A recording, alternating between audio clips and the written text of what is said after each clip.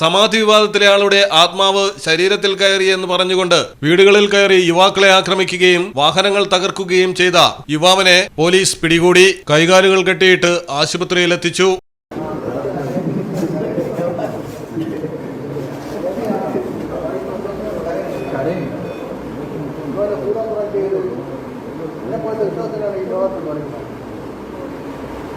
നെയ്യാറ്റിൻകര ആറാലുംമൂട്ടിലെ ഗോപൻ സ്വാമിയുടെ ആത്മാവ് ശരീരത്തിൽ കയറിയെന്ന അവകാശവാദവുമായാണ് അനീഷ് എന്ന യുവാവ് നെയ്യാറ്റിൻകര ചെമ്പരത്തിവിള തൊഴുക്കലിൽ ആക്രമണം അഴിച്ചുവിട്ടത്.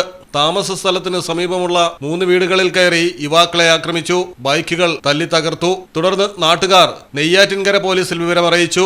പോലീസെത്തി അക്രമാസക്തനായി നിന്ന അനീഷിനെ ഏറെ ബലപ്രയോഗത്തിലൂടെയാണ് പിടിച്ചുകെട്ടി ആശുപത്രിയിലെത്തിച്ചത്. ആശുപത്രിയിലും അനീഷ് ബഹളം തുടർന്നു. ഗോപൻ സ്വാമിയുടെ ആത്മാവ് തന്റെ ശരീരത്തിലുണ്ടെന്ന് ഇതിനിടയിൽ യുവാവ് ഇടയ്ക്കിടയ്ക്ക് വിളിച്ചു പറഞ്ഞുകൊണ്ടുവരുന്നു. നിലവിൽ അനീഷിനെ മാനസിക ആരോഗ്യ കേന്ദ്രത്തിൽ പ്രവേശിപ്പിച്ചിരിക്കുകയാണ്. മലയാളം ടെലിവിഷൻ, തിരുവനന്തപുരം. റിലീഫ് മെഡിക്കൽസിന്റെ ശീതീകരിച്ച ഷോറൂമുകളിൽ താപനില നിയന്ത്രിച്ച് മരുന്നുകളുടെ ഗുണനിലവാരം ഉറപ്പുവരുത്തുന്നു.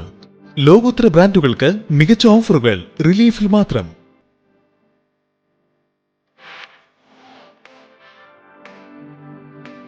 മരുന്നുകൾക്ക് 40% വരെ വിലക്കിഴിവ്.